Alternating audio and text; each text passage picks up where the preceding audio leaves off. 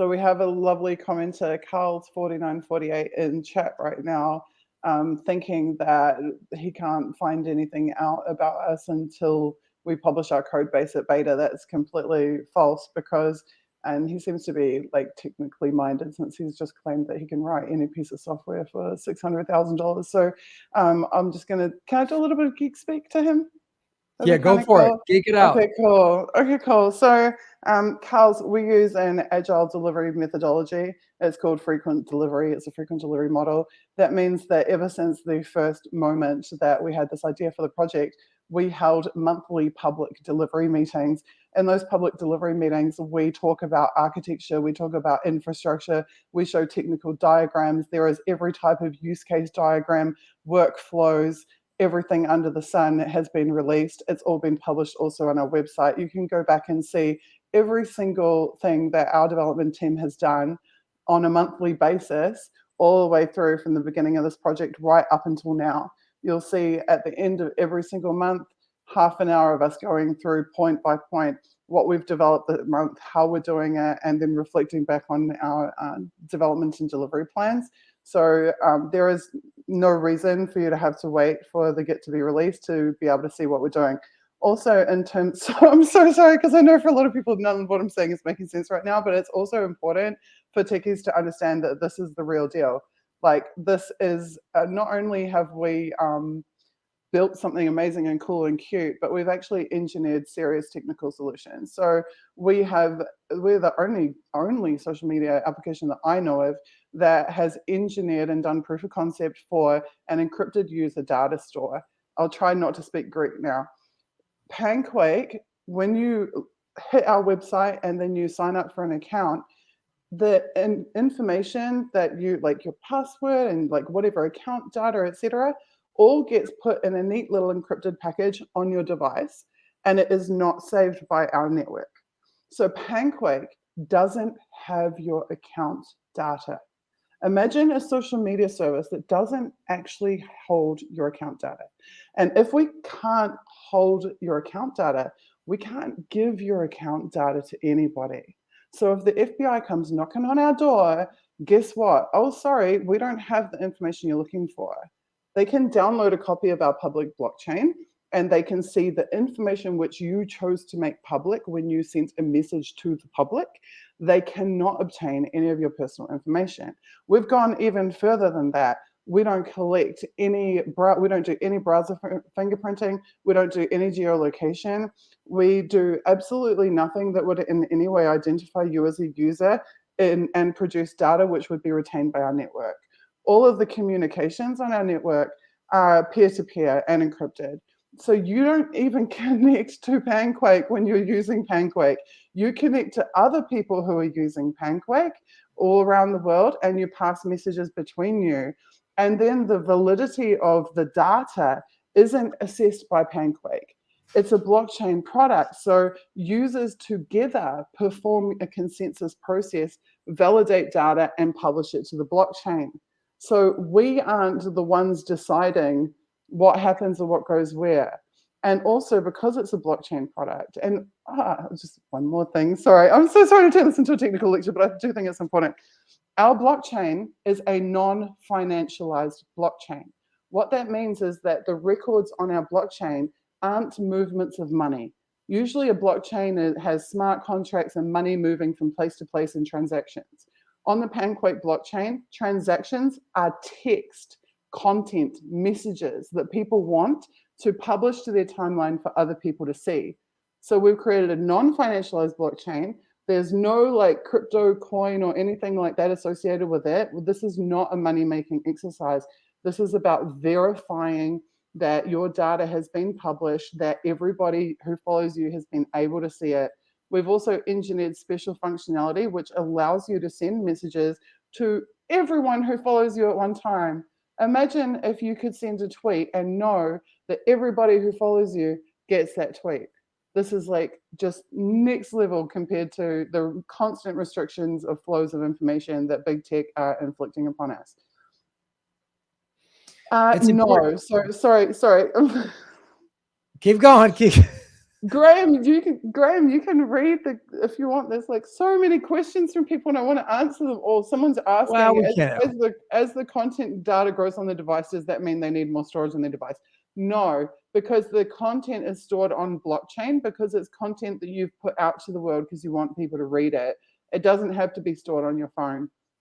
It's only your personal account data that you don't want people to have or to see that stays on your phone. And so obviously that's only a small amount of data, right? Because you're not constantly adding to your account data. So if you elect to store a full copy of the blockchain, which some people will do because they will want to support the decentralization of the network, then yeah, you would need you wouldn't do it with a mobile phone. We actually call mobile phones partial nodes in our network because they don't have sufficient processing or storage capacity to function as a full node. But you can contribute device resources and you can store full copies of the blockchain if you want to. Carl, do you have any other questions? Well, I want to ask this question here from Kate, our moderator. Can Panquake be shut down? What platform is being used? What? Sorry, what platform is being used? I Yeah. missed the last part. It said, can it be shut down? And the second question is, what platform is being used? I guess to host it. Is that your question, Kate? So we are hosting in Iceland. We are our hosting provider is on geothermal and hydroelectric electricity. So we're on green energy. Not that that really matters too much, because the other thing I should mention about our blockchain is we are not a proof of work consensus model. So Bitcoin, for example, is proof of work, which means people have to use a lot of computing and device resources and therefore a lot of energy in order to mine Bitcoin blocks. But we're not a financialized chain, so we don't have to mine blocks. So nodes don't have to compete. There's no competition between nodes to process blocks in our blockchain. So we use exponentially less energy than a financialized proof of work chain. Okay. I hope that answered the question. And obviously we're not hosting with Amazon or anything like that. So no, we have got independent hosting companies who are in Iceland and who have a long track record of supporting at-risk activists and freedom of information. Yeah, and your business structure is set up so where the United States government, the federal government, can't come in and shut it down either. Well, as best we can. I mean, right. If they start, yeah, I don't even want to speculate, but it would take a serious an unprecedented escalation in a large number of countries. I mean, our team is across 4 continents. We have people working on Panquake in 10 countries. So it wouldn't be a small undertaking to get rid of all of us. Yes, Amazon can't shut us down, Kate. Matt, no, we're not a proof of stake model either. Proof of stake would mean that they would have to stake certain resources in order to participate, and that's not the case. So, yeah. All right. If you want to learn more about our model, go to panquake.com and click on the tech page, and you'll find tons of stuff. Well, I really appreciate all the questions. First of all, you guys are the best and smartest fans in the world. You're critical thinkers. You're not culty click chasers. So that's why I like you. And this is the people's channel. So you guys make this show better by asking these great questions. And you really care and want things to be better because this show is solution based. I would get more clicks and views if I just ranted and raved and picked fights with people or just agreed with people, even if I didn't agree with them or whatever. I would get way more clicks and views. But that's not who I am. I'm not going to agree with somebody, even if I personally don't believe it, just to get views or clicks or money. I've never done that, nor will I ever do that. And that's the thing that I always guarantee to my audience. I'm going to be honest with you. Even if you don't agree with me, this is my opinion. There's some shows out there that have gotten paid by billionaires, like direct money from billionaires to support them. And that billionaire has then put some strings attached to that money. I don't have that. Right. What you just said is so important. And the thing is, we come at this from a human rights perspective, and the people who think transgender pronouns are ridiculous actually have a right to express opinion, even if their opinion is distasteful and shit.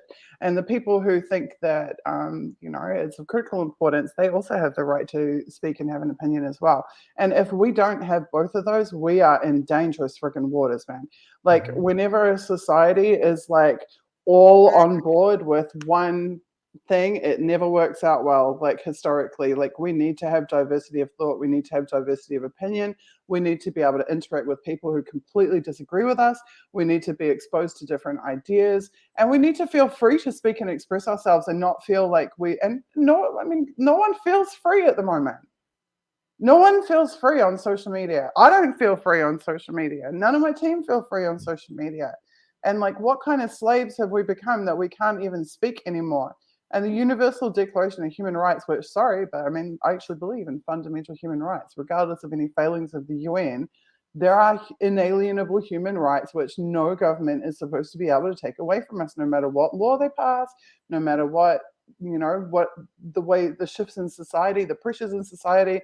We have fundamental human rights: freedom of communication, freedom of expression, freedom of association, freedom of speech, freedom of political thought. And we must have a platform that truly embraces that. Even if there are going to be people trolling me all day on it, I'll still let them have Panquake accounts, because we need to have that so badly. And this is our first shot in a long time that I know of Yeah, actually getting it. it's important, and we're getting close, and we need it. I mean, look, I've had people want to cancel me and censor me because they didn't agree with my stance on just a comedian wanting to feel safe on stage who performs and shakes hands for a living. So-called free speech lefties wanted to cancel me for that. And from the bottom of my heart, if any of them are watching, go fuck yourself, fuck you and your family. And I just want you to know that face to face. If I ever meet you in person, I'm going to say that face to face. You can talk shit behind your keyboard, but I'm a guy from Chicago that if you talk shit to me online, it's just like spitting in my face in person, and I'm going to come at you. So I just want everyone to know that you're full of shit who you wanted to cancel and censor me because you didn't agree with my stance on not wanting more people to die from a virus. I just want everybody to know that. And if this bothers you, good.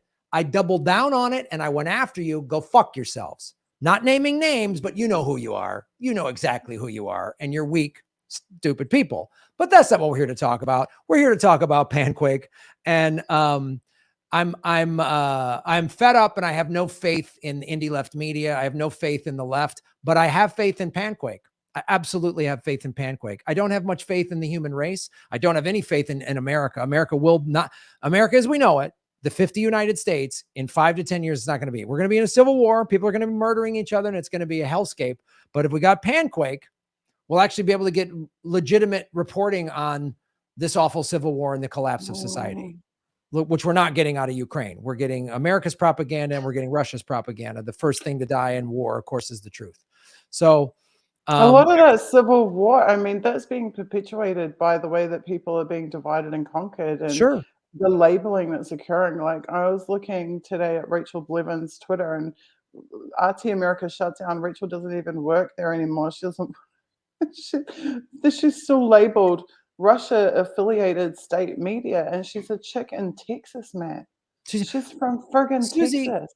I'll tell you And this. she's got everywhere she goes. She has this, everything she writes. She has this Russia state, and I'm like, what? Lee Camp and I are trying to set up a European tour, and we have literally had some promoters in Europe or club owners in Europe say, "Oh, well, Lee worked for Russian TV. We can't have him here in our venue." Even though Lee has publicly said, I'm against Putin invading Ukraine, I'm against the war. I've said it. One guy said both of these guys have been on Russia TV, so we don't know if we want to have them.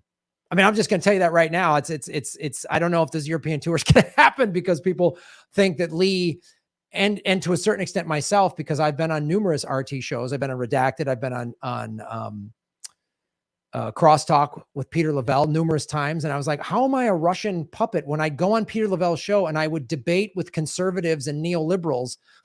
how am I a Putin puppet? It's unbelievable to me.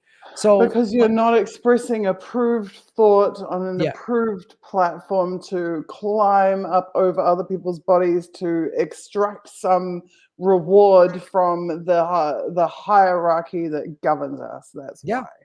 And so you don't conform, you don't capitulate, and therefore you're on the shit list. Yeah. That's what it comes down to.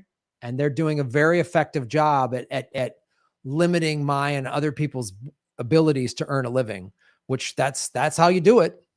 That's how you do it. You just hit them in the pocketbook. So you're like, oh my God, I gotta make money somehow.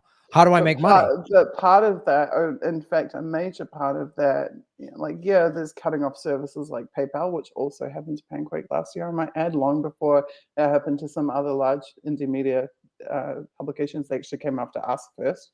But the other part of it is what they're doing in order to limit your ability to grow and to earn is cutting you off from other people. Yeah. That's what they're doing. They're severing the lines of communication. And we must open those lines of communication if we have any hope at all. Yeah. And hopefully Panquake will do that. So everybody go to panquake.com/donate. Suzie, I know it's late there. I appreciate your time. Thank you for coming on the show and showing us this update. And I appreciate all the wonderful questions from my smart, amazing audience. I appreciate you all showing up no matter what. You guys all show up. Even though they don't tell you I'm doing a live stream, even though you've hit the bell notification button. Some of you have, and I appreciate those people in the chat are like, I got a notification. I appreciate knowing that some of you are getting it, but many of you don't. So, Suzie, thank you so much for being on the show, and say hi to everybody for me, and we'll talk soon. Well, thank you so much for all of your support. You, like I said, you've been with us from day one all the way through. I appreciate it, Grant. I do. I try to support as much as I can. I don't. Yeah. And you've been supportive of me, which I appreciate. Others I can't say the same. I feel like I've helped a lot of people out, and they don't agree with me on something and then they bail. So that's yeah, but this is the thing. Like, it's okay to not agree. Right. And there's like all this COVID shit. I had people at me saying, oh, you can't be friends with people who won't take the vaccine. Oh, you can't be friends with people who take the vaccine. And I'd like to tell them, oh, fuck off. Like, I'll be friends with whoever I want to be friends with. And I don't give a shit about whether they're taking the vaccine or not. That's their own opinion, own choice. And that's just me. So I agree with enormous amounts of what you say. I might not agree with some of what you say, but you're my freaking friend. And I'm not going to cancel you. I'm not going to cancel you from my life because I didn't agree with something or because someone else said whatever, and we just need to grow up a bit, actually. Like, that's how I feel it. We need to grow up. We're not actually in high school. It's not actually a popularity contest. We don't actually need to sell our moral and ethical fiber out to try and be friends with the popular kid. We actually can say it's okay to think what you think and to believe what you believe, and I will still love you anyway. And that's very much the case. Very much the case. Yeah, there's some out there. I'd love to see the actions to back that up, but I appreciate everything you've done, Suzie, and I appreciate Panquake and all the work everybody over there is doing. You got a great team of people working very hard, and it's something everybody watching, please support. Go to panquake.com. Thanks for being on the show, Suzie. You have a wonderful day. Sorry for my putty mouth. Bye, guys.